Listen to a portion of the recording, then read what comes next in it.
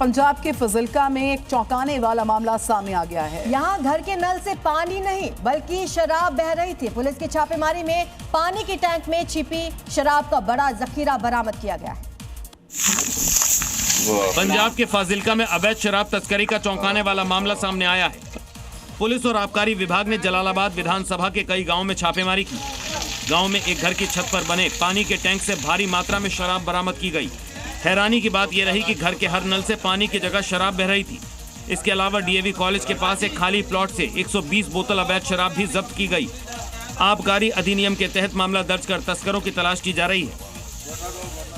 चलिए आगे बढ़ते हैं, दिखाते हैं राजधानी दिल्ली से आ रही 5 बड़ी खबरें। उत्तर पूर्वी दिल्ली में जी मीडिया की खबर का असर नजर आया है, जहां पर सीलमपुर में नाले किनारे बन रही घटिया सी दीवार के मामले में सिस्टम जाग गया।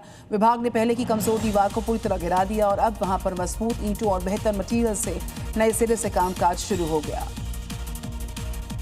साउथ ईस्ट दिल्ली पुलिस को बड़ी कामयाबी हाथ लगी है। तो स्पेशल स्टाफ की टीम ने एक इनामी बदमाश को एनकाउंटर के बाद गिरफ्तार किया। पकड़ा गया आरोपी 15,000 का इनामी बताया जा रहा है, जिसकी तलाश दिल्ली और उत्तर प्रदेश पुलिस को थी।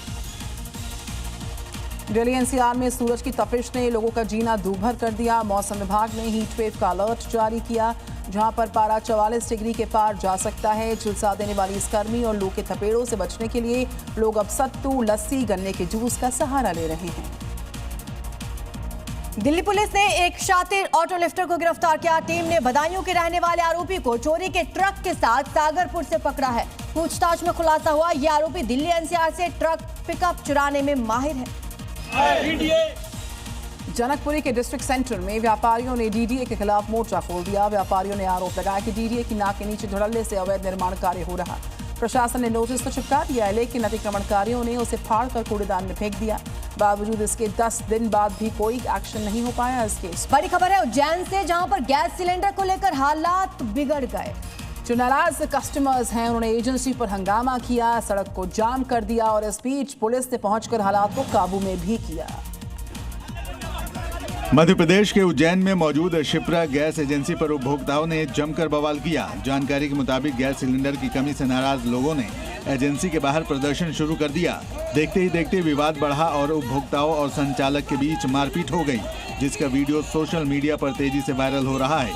करीब 50 से अधिक लोग मौके पर जमा हो गए और सड़क पर चक्का जाम कर दिया। सूचना मिलने पर पुलिस पहुंची और हालात को काबू किया।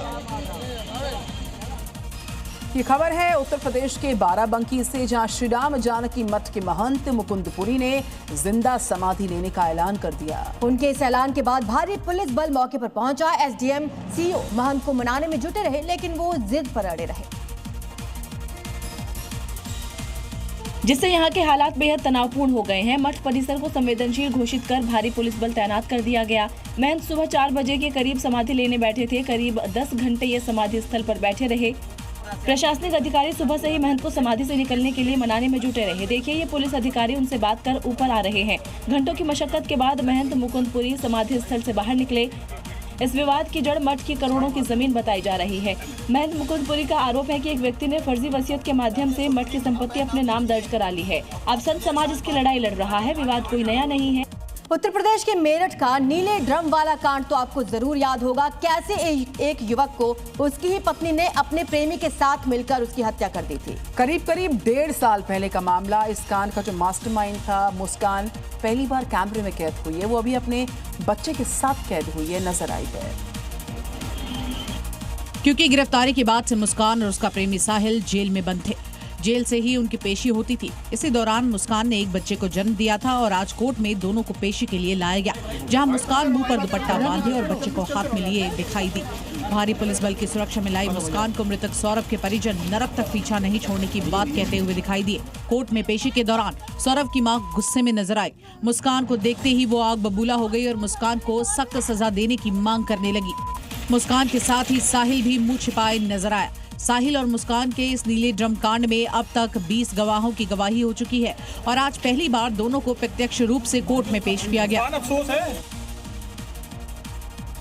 पंजाब के मोहाली की बात करते हैं, जहां एक होटल के खाने में कॉकरोच मिलने के बाद हड़कंप मच गया। लोगों ने खाद्य सुरक्षा विभाग से कार्रवाई की मांग उठाई, हालांकि मालिक ने आरोपों से साफ इनकार कर दिया है। जीरकपुर के वीआईपी रोड स्थित बंसल अमृतसरी कुलचा रेस्टोरेंट विवादों में घिर गया है। दरअसल सोशल मीडिया पर एक वीडियो वायरल हुआ है जिसमें ग्राहकों को परोसे गए खाने में कॉकरोच मिलने का दावा किया जा रहा है। इस घटना ने रेस्टोरेंट की साफ सफाई और खाद्य सुरक्षा मानकों पर गंभीर सवाल खड़े कर दिए हैं।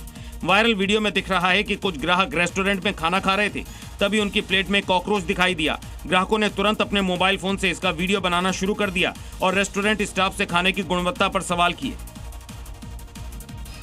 हरियाणा रोडवेज बस का एक हैरान कर देने वाला वीडियो आपको दिखाएंगे। यहाँ कैथल से जींद जा रही बस के कंडक्टर के 23,000 रुपए चुराने का वीडियो सीसीटीवी में रिकॉर्ड हो गया। वीडियो में साफ देखा जा सकता है बस में बैठे लड़के ने पहले गमछा गिराया और झट से कंडक्टर की सीट के नीचे पड़े रुपए उठा लिए। फिर देखिए इस वीडियो को, लड़का कंडक्टर की सीट के नीचे पड़े पैसे को देख लेता है। अब वो उन्हें उठाने के लिए पहले कंडक्टर को बातों में लगाता है, फिर अपना गमछा उठाता है और कंडक्टर से बात करने लगता है। डर भी था इसलिए बार बार ड्राइवर की तरफ भी देखता है और जैसे ही मौका मिला गमछा नीचे गिराता है और सीट के पास पड़े कंडक्टर के 23,000 रुपए उठा लेता है और अपने बैग में रख लेता है। घटना का वीडियो सोशल मीडिया पर वायरल हो रहा है। और चलिए अब देखते हैं राजनीति से जुड़ी 5 बड़ी खबरें। पश्चिम बंगाल के चुनाव को लेकर बीजेपी ने पूरी ताकत झोंक दी। केंद्रीय गृह मंत्री अमित शाह ने कोलकाता में चुनावी प्रभारियों के साथ बड़ी बैठक की, जिसमें कि दूसरे फेज के मतदान के लिए बीजेपी का प्लान ऑफ एक्शन पर बातचीत हुई है। पश्चिम बंगाल के दूसरे फेज के चुनाव प्रचार जोरों पर है। गृह मंत्री अमित शाह उत्तर 24 परगना और हुगली में 3 जनसभाओं को संबोधित करेंगे। इसी के साथ कोलकाता में रोड शो के जरिए हुंकार भरेंगे। पश्चिम बंगाल में दूसरे फेज के वोटिंग से पहले बीजेपी ने अपनी पूरी ताकत झोंक दी है। उत्तर प्रदेश के मुख्यमंत्री योगी आदित्यनाथ बंगाल के चुनावी रन में 3 बैक टू बैक रैलियां करेंगे, जहां पर योगी आदित्यनाथ जनसभाओं को संबोधित कर बीजेपी के लिए वोट मांगते नजर आएंगे। ममता बनर्जी ने केंद्र की बीजेपी सरकार पर बड़ा हमला बोला। उन्होंने एनडीए सरकार को इतिहास के कूड़ेदान में जाने वाली सरकार बताया। दावा यह किया कि गठबंधन जल्द ही गिर जाएगा। ममता ने हेमंत सोरेन को रैली की इजाजत न मिलने पर पीएम मोदी को भी घेरा।